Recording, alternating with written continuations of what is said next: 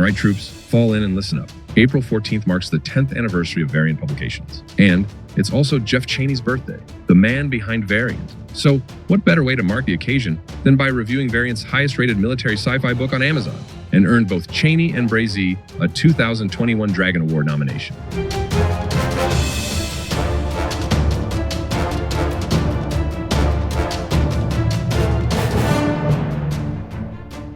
So the setup is kind of brilliant in its simplicity and absolutely brutal in its execution. Rev Pelletier is just a teenager, 17, still in school, and looking to join a technician's academy. Sounds chill, right? It was supposed to be his ticket out of the draft, thanks to the war raging across human space with an alien species known only as the Centaurs. But Rev makes one stupid mistake. He gets slapped with a traffic violation and ends up in court. Rev's crime earns him a stint in the Marine Corps. Yeah, the war's going so badly that even traffic tickets are an express lane to conscription. It's messed up, and it immediately sets the tone. Justice has been replaced with desperation. Rev's options are grim. He can do 20 to 25 years of grunt labor with low risk and zero reward. Or, if he volunteers for direct combat, he can cut that down to a 3-year term. That's the fast track to freedom, assuming you survive, which most don't. It's a meat grinder job with a 78% mortality rate. Still, Rev signs up because 3 years of dodging death is better than 3 decades of janitorial duty, right? The book doesn't rush into the action, and honestly, that works. We get time to settle into Rev's head. Training starts, and it's what you'd expect. Physical punishment, psychological breakdowns,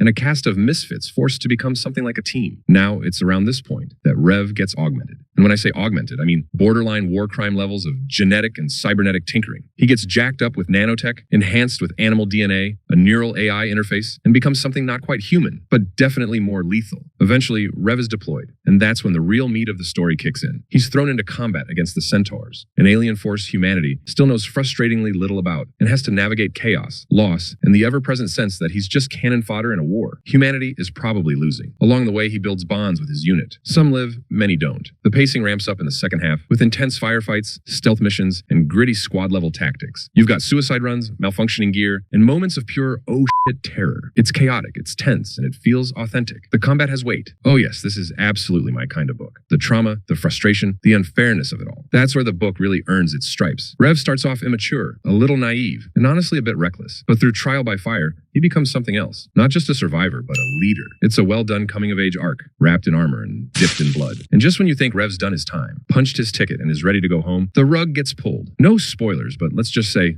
war doesn't care about promises. I also really appreciated that the tech in this book wasn't just window dressing. The augmentations felt grounded in the world. And while the AI was, I think, purposely underused, the concept added a layer of introspection that worked. If you could have an AI in your mind, would you keep it on all the time? Or turn it off when not needed, like Rev did? And let's talk about pacing. Yeah, the first third is mostly setup, but once the combat kicks in, it does not slow down. There are moments where you're breathless, where you don't know who's going to make it out alive. That's good writing. That's tension done right. Oh, and there's no cliffhanger. That's right, we get a complete story. There are 14 sequels and 1 prequel by now. But this first book respects your time and gives you a beginning, middle, and an end. It leaves you wanting more, not needing more. That's rare these days.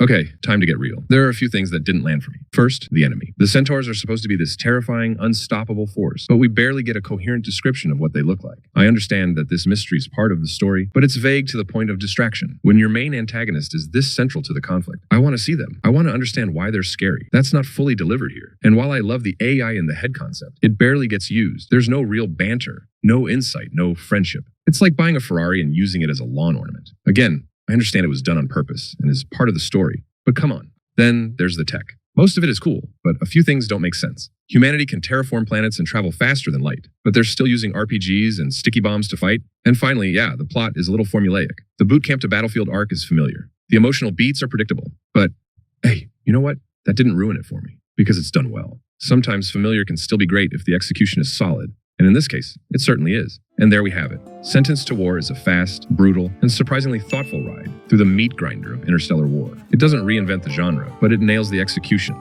If you like this review, please like and subscribe for more military sci-fi book reviews. Oh hey, today's review is also a birthday salute to Jay and Chaney, an anniversary shout out to Variant. Happy birthday, Jeff. It's your 41st rotation around the sun. May your shields stay strong, your augments run clean, and your next chapter be as epic as the last. And to the Variant team, congrats on 10 years of interstellar dominance. From a single launch pod to a full-blown armada of sci-fi hits, you've built a legacy that stands tall among the stars. Your stories inspired readers across the galaxy and prove that even the smallest squad can change the course of the universe. So here's to 10 more years of grit, guns, and glory. Burn bright and burn enough.